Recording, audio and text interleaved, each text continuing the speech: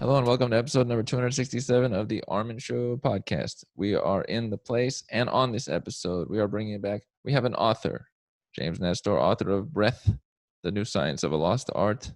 Welcome to the show. Thanks for having me. Now, breath is something we are using 25,000 times or more a day. It's a very base level activity that we're all performing.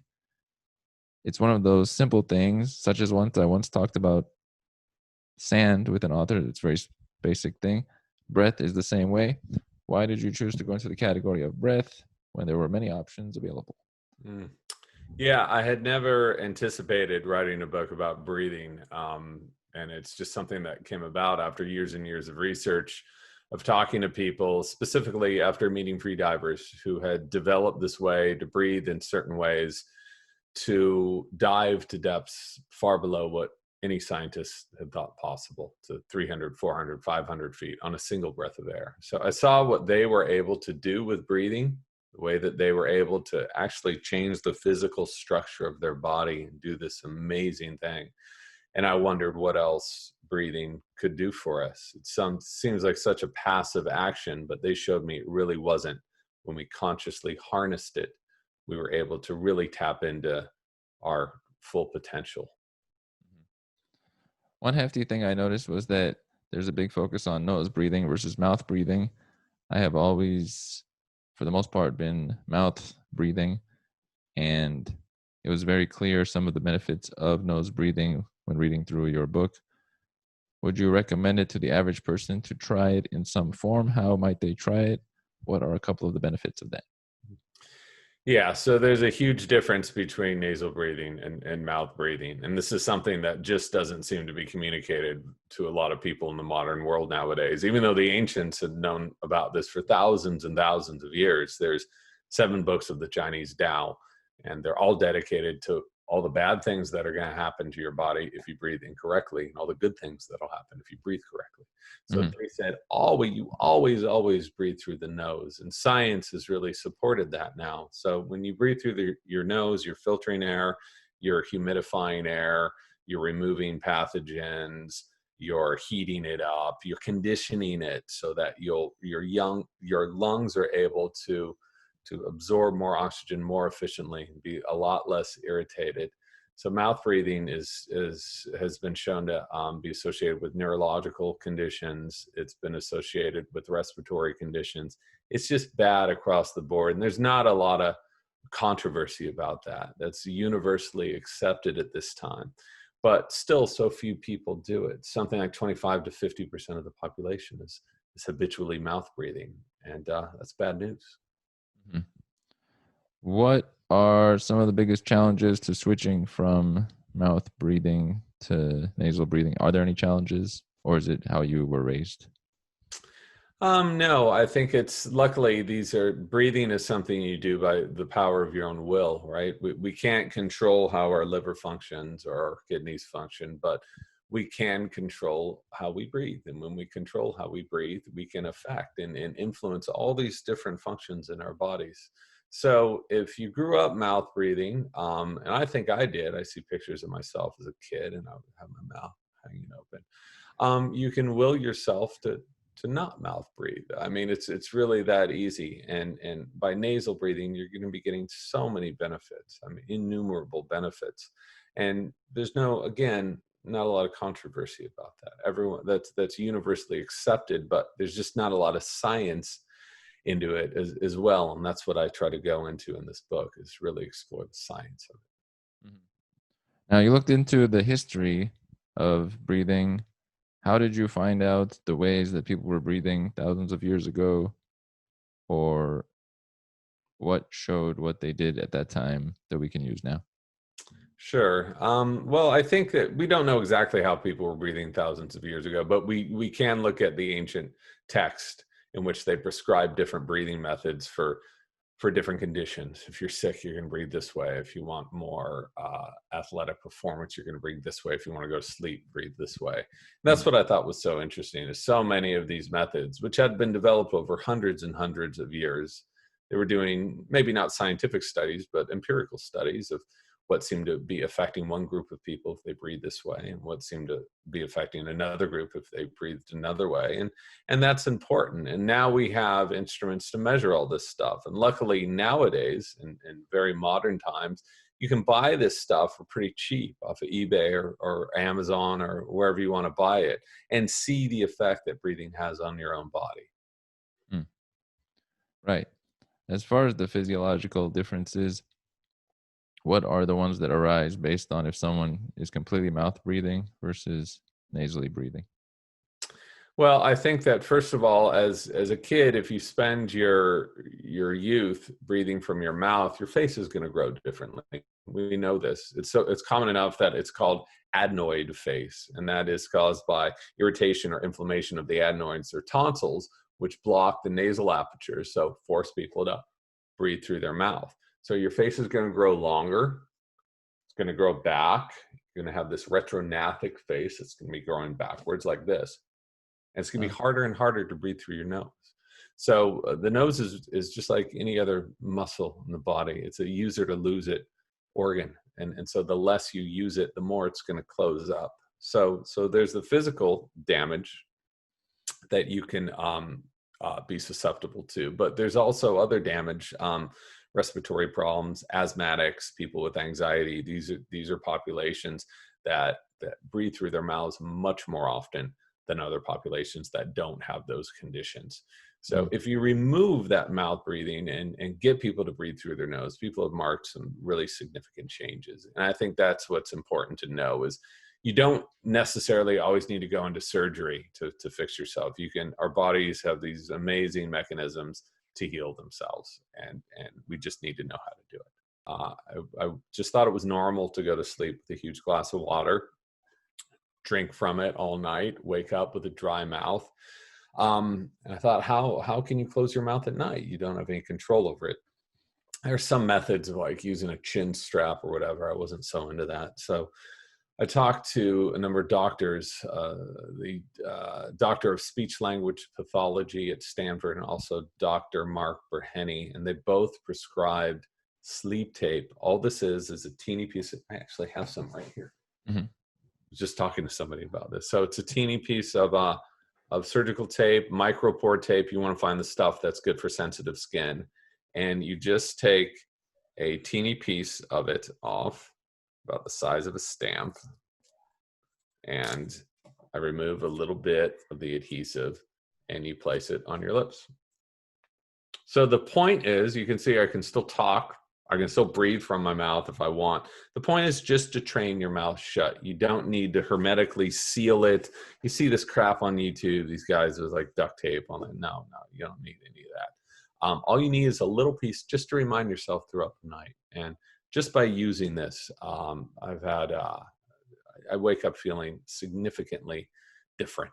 And subjective markers are important, but what's more important is sleep quality and the data you get from different devices, all of which have shown that my sleep is definitely improved. And I don't wake up, I'm not thirsty, I don't have a dry mouth. And what I love about this is it's not asking people too much, right? It's not like an app. It's basically free. This one's almost gone. I think I bought it 5 months ago, so probably a quarter of 1 cent every night to do this. And what I also find is so interesting about it is it's supported by clinicians who have been in this field for decades and have seen real transformations happen just by closing your mouth at night and breathing through the nose. That is a very substantial fix from a very cheap product. That's a nice deal. Yeah. And that's the thing. It's like a lot of people aren't talking about this because there's no way to make money on this. Different manufacturers have tried to do different electronic versions and all this, saying that mouth taping is not safe because if you vomit, your vomit may get stuck in it. That someone actually wrote that in a newspaper. It's just so absolutely clueless.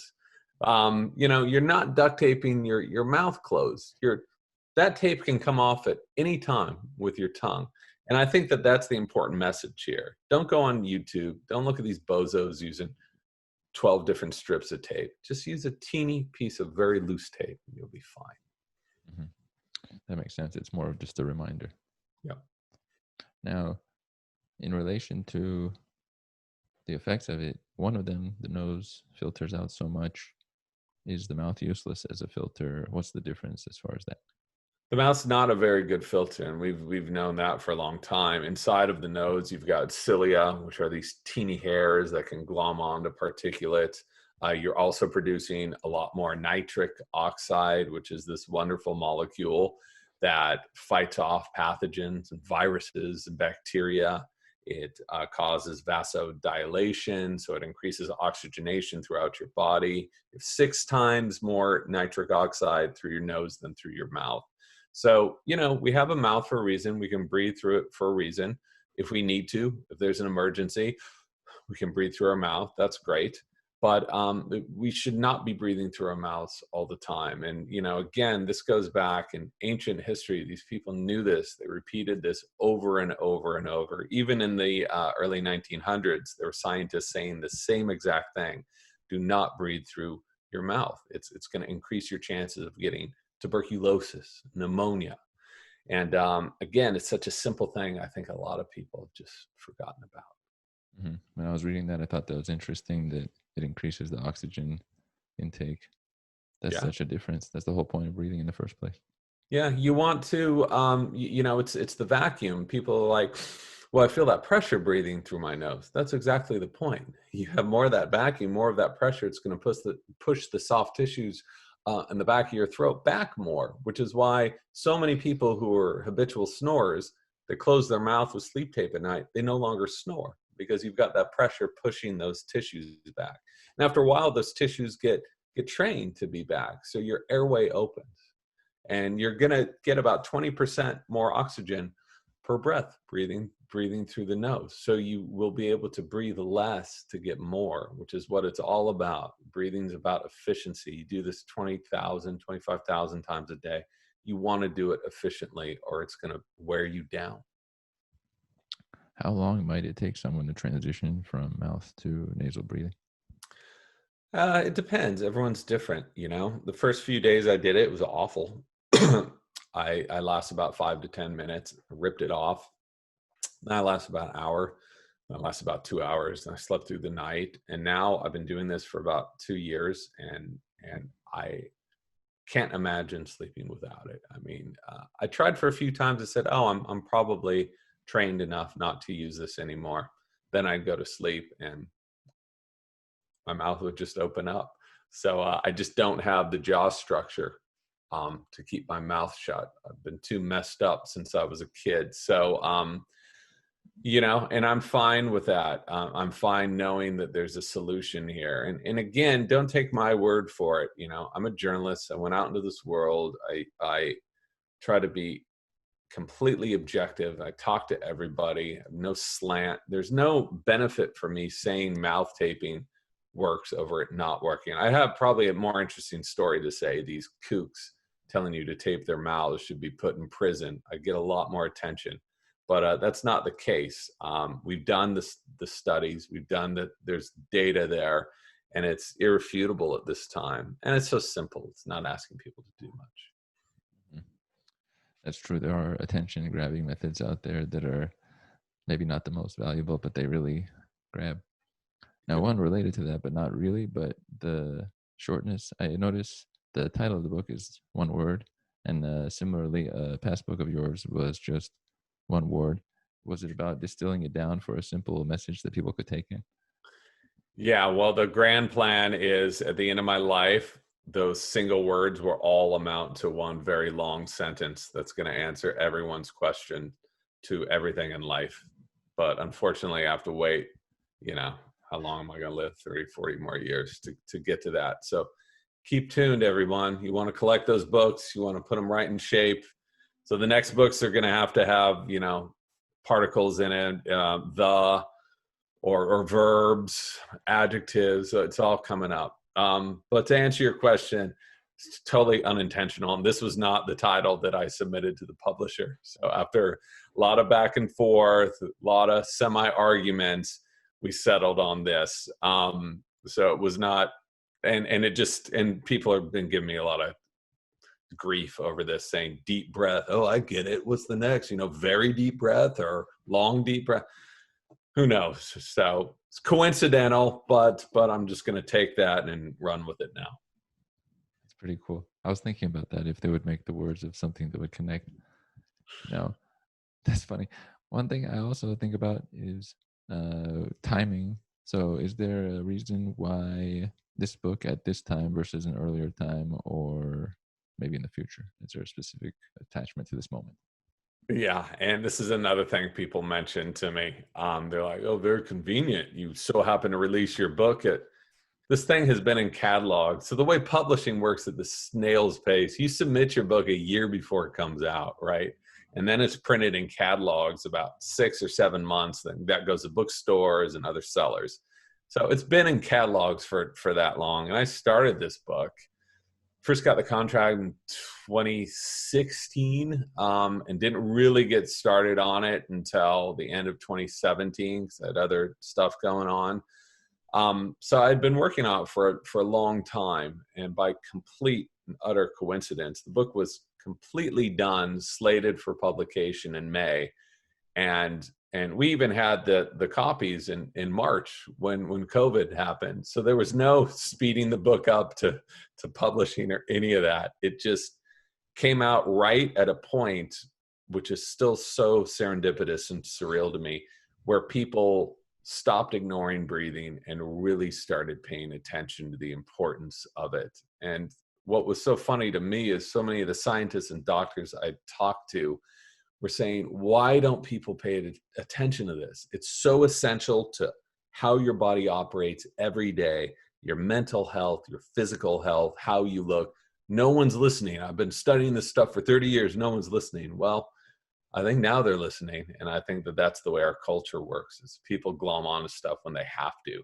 And now you have to have, you don't have to, but you really should have healthy breathing habits.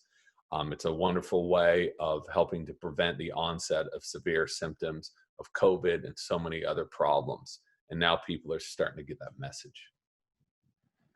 This is a wonderful thing. Now, in a couple of weeks, actually, I'll be speaking with a doctor in New York that's treating COVID patients, and I'm going to have to let them know that even though you didn't mention it, somehow you predicted this multiple years ago that the breathing would happen through masks, and it'd be a big deal. Well, he'll probably mention, that little molecule I mentioned called nitric oxide. Guess how they're treating, they're doing studies right now. Guess how they're treating patients with severe COVID right now? They're giving them nitric oxide. Oh, So because it opens up their lungs and increases oxygenation, we make our own nitric oxide right here. And if we hum, we can increase our nitric oxide in our paranasal sinuses by 15-fold. So humming for 5-10 minutes in the morning, humming 5-10 minutes at night will vastly increase your nitric oxide. And I think you should ask him about nitric oxide and if he's been doing any work with that. I'll include nitric oxide in that discussion. That's interesting. More oxygen. It's very eye-opening. Also you mentioned in the book about the left nostril and the right nostril and their connection to that I never would have thought of that. The right nostril is connected to the left side and the prefrontal cortex, and the left is connected to the right side, the more creative end. Is that how would we have found that out? And can you tell us more about that? People have found it out by studying it, in labs. This was also a belief in yoga systems for the past 1,000 years, longer than that, of how the different nostrils are correlated with different functions in the body. And they've since tested this, dozens of studies at real labs, real scientists doing this. A lot of people think this is, these aren't real people. These are doctors testing this stuff. And so they found there's a very strong correlation between the right nostril and sympathetic activity, sympathetic nervous, that's the fight or flight activity in the nervous system, and left nostril with parasympathetic, with calming. So, and calming, creative, and fight or flight, and active, logical. And that's one of the reasons, it could be one of the reasons that researchers believe our noses open and close throughout the day. Our nostrils will open and close. So the right will open during some times, and then it will close, and the left one will open. And we'll do this back and forth, not in a pattern, not like every hour, just from every 30 minutes to 3 or 4 hours, it's going to do this.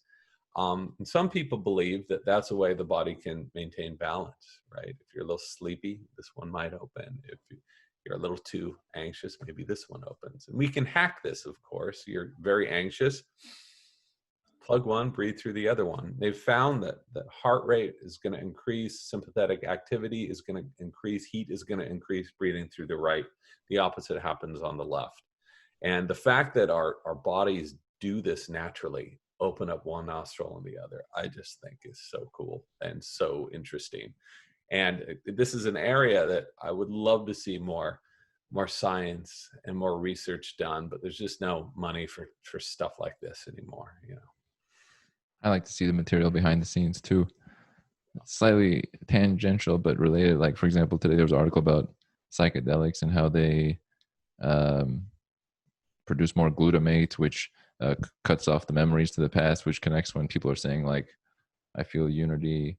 It takes away your past, so your ego is gone. I like to hear the actual, like, biochemical reasons underneath what people have mentioned for many years. It's always more, I'm more able to connect with it when it's like that. And that's what I tried to do with the book. I didn't want to write about my own personal subjective experience here too much. I did that on occasion just to anchor people to the story and to hold their hand through these really weird worlds and this weird history. But ultimately, I wanted the book to be about, when people read it, they can feel this stuff and recognize this stuff within their own bodies, which is why I really try to double down with the science here and understand why pranayama, why vigorous breathing activities and techniques have such a profound effect on people. It's not a placebo effect. People are like, oh, you know, it's just a placebo effect. It's very powerful. That's what it's not. When you have such a powerful physiological reaction that is measured by equipment, that's not a placebo effect. I think these scientists and researchers doing this know the difference between the two. When you talk about Swami Rama, who's able to increase his heart rate to 300 beats per minute by breathing and focusing, by increase the heat from one part of the hand to the other, so one part goes gray and the other goes red. This was all done at a scientific laboratory. You know, that's not a placebo effect. And just to see that harnessing the breath and learning about it and understanding how it affects you, to me, was much more interesting than just the how. There's dozens of books on how to breathe properly, and I've read them all, but very few of those are looking into the biochemistry, physiology of how all these different functions are affected by the ways in which we breathe. I like that you brought that part up, because most of my favorite material that I've read, it has both. If it's just the how, there's a lot of how. I looked at that, like, for example, let's say Ramadan and intermittent fasting, there's benefits to that. But if you asked most of the people taking part, they're taking part because it's just a thing that's set up. But underneath it, maybe it creates certain types of cells, or your body has a response to it that kicks into higher gear. To me, that's the part that I identify with, and it's like motivating. Well, what's interesting, and it works both ways, right? So we know intermittent fasting has so many benefits. We know that it's good for cell growth. It's good for cleaning the body out. Mm-hmm. It's been well studied. What I think is so interesting is finding how these practices have been repeated in different cultures at different times over thousands of years. I think there's a reason intermittent fasting has been part of Islam, and there's a reason it was part of Christianity, and there's a reason it's part of Buddhism, and there's a reason it's part of Hinduism, and I mean on and on and on. Because it was having a benefit for these people. And so just to apply new scientific measurement to what we as a culture have known for so long, I think is fascinating, that those two things working together, you know, looking at the past as a prologue for where we can go. Mm-hmm. I very much like that, finding analogs. Once you see something multiple times, there's a reason it keeps showing up as Sure. accurate, conveniently in multiple different places, unrelated. Yes. It's sort of like in a freeway when there's like a jam. There's always a jam at that exact same spot, or there's a certain spot where people get a little bit more tense and cut each other off every day repeatedly. Well, being in LA, you know that well, right? That's true. It's reduced right now, Yeah. based on the pandemic that was predicted by James Nestor. I'm kidding. I'm joking. I'm kidding around. That's funny Bill though. Gates, That's you true. give him credit for that one. Right. He was the most clear Yeah. sound on that one. Speaking of that one, I like to always include the moment. Um, how have you felt during this moment? Has it changed a lot? Is it manageable? How do you think people will come out of it also? I think if there's any silver lining to this awfulness, it's that people will become more aware of the importance of their health, especially of their breathing, of other factors, what's important in life. I think things were getting pretty crazy before the pandemic. At least I was just like constantly on the go all the time, stressed out, never at home. Everyone I knew, especially for city dwellers, constantly grinding away. It was just getting a little too much. So if this is a big reset button for our culture, I think that's a good thing. It's awful it has to happen in this way, but I would like to hope that we can learn from this and progress from this in a healthier manner for both our own species and for the planet. Mm-hmm. On that point, it's nice because sometimes we don't extrapolate our own feeling to society and realize that maybe that's shared. So I was noticing sort of like a bubbling speed effect this last couple of years that was, and same as you're describing, same clearly a lot of people were feeling it, but I didn't really hear it mentioned that much in direct terms because I think everybody Yeah. was saying, well, it's happening. I guess I better go with it, until suddenly it's has to be sliced off in some form. Yeah. We have these punctuated equilibrium points. That's a recent thing I discussed. One thing I always like to, well, two things I want to check. One is, do you have any specific scientists or authors that you have identified with over the years or who have inspired you in some way? Too many. I mean, in the back of the book, I thank about 20 Yeah. different doctors, and without these people doing this cutting edge research and braving the storm of criticism for 30 years, only to find out what they've been talking about for so long is actually true. I mean, I would have nothing to write about, nothing interesting to write about. So as a journalist, I have this wonderful privilege to go in and talk to these people and learn about what they've done and then put this story together. So specific books, I've read too many of them. When you're working on a book, you're only reading books in that line of research. I never read for pleasure. People are always asking me, oh, what fiction book have you read recently? I don't have time to do that. You're just consumed by it. But if you want to learn more about the importance of breathing, especially breathing in sleep, I think Stephen Park's book is great.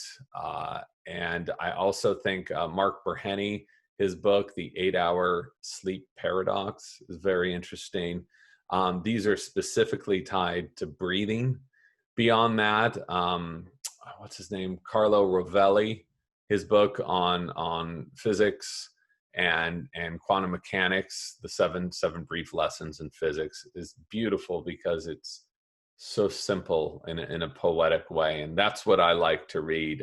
All day I have to read studies and complicated, poorly written crap. And so, if at any time I have the privilege to read something where someone's focused more on the art of writing and less on the numbers, I really glom onto it. So luckily my schedule has, at least with research, has lightened up a bit. So I'm able to read just for pleasure a little bit now. One thing I always like to check at the end is, what is one message you would want to tell all people about your content and or breathing that they could take with them or that you would want them to know? It's one message and 4 tangents. I realize I'm cheating here. This is great. So breathe, okay? Breathe through your nose. Breathe slowly. The big exhale, and breathe less than you think you should. That's how I set up these chapters at the beginning of the book, because that's really the foundation. And so many of us are not breathing this way. We think that by breathing, we're getting more oxygen to our tissues and muscles and organs. You're not. You're getting less oxygen breathing, over breathing that way. And this is such a contrarian concept. People have a hard time believing it. And the last thing I'll say, if you're really interested in breathing, just get a pulse oximeter. You can buy these things for 15, 20 bucks on Amazon, eBay, wherever. It'll show you the amount of oxygen in your bloodstream, your blood oxygen saturation. So if you're convinced that slow breathing, you're not getting enough oxygen, you can wear one of these. And usually when you have that feeling that you need to breathe more, it's nothing to do with oxygen. It has to do with rising carbon dioxide levels. And having more CO2 is going to allow you to offload that oxygen more easily. So I know you wanted a very short, little, simple thing there, and instead you got the most complicated thing I could toss out, but that's how it is sometimes. This is unbelievable, James. Joke. That's pretty good. I would like to thank you for having been on episode 267 of the show, and maybe we'll have you on in the future when you write another one-word titled book. Yes. Coming soon. Don't forget the semicolons that'll be in that big long sentence too. I'll be able to do that forever. Connections and connections. That's cool. Thank you very much for having me. You know it. And we are out.